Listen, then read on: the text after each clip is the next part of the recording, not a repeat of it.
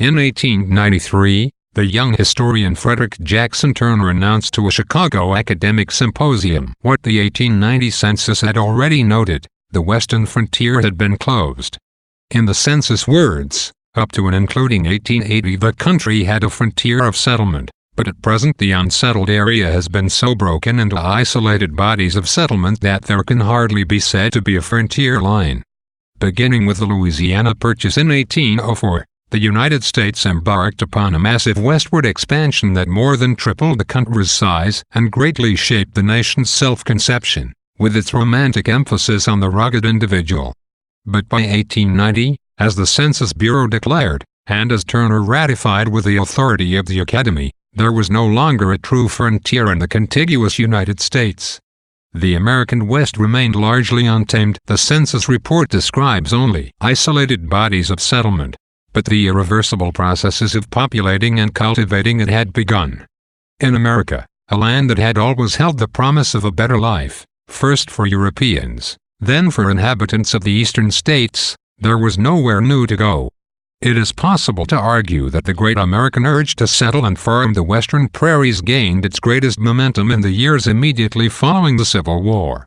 It was during these years that Walt Whitman was writing poems such as Pioneers, O Pioneers, dedicated to America's youthful, sinewy races, Western youths drawn to the wide prairies. Whitman, Pioneers, O Pioneers.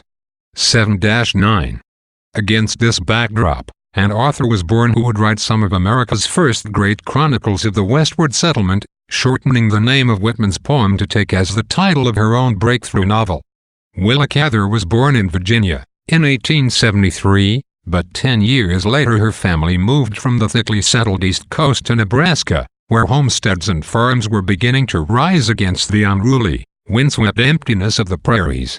In 1884, Cather got her first sense of small-town Nebraska life when her family moved to Red Cloud, the settlement which would appear in O Pioneers as Hanover.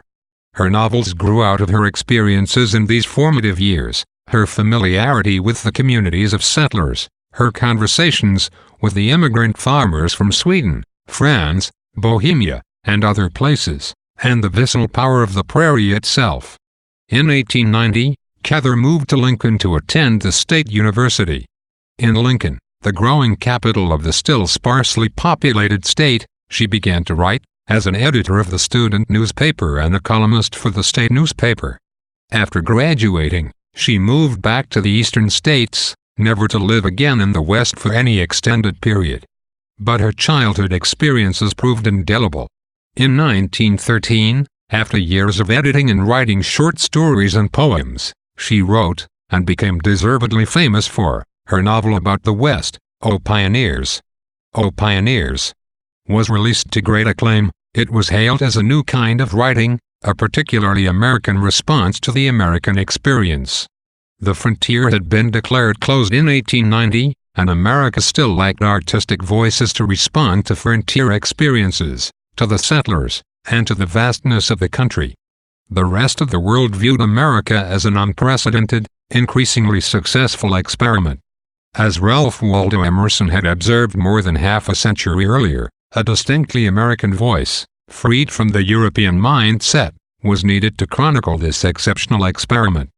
Willa Cather captured the essence of late 19th century America, testifying from first-hand experience to the settling of the West, to the power of the land itself, to the flow of history through remarkable individuals and through impersonal forces, and to the trials and travails of pioneer life.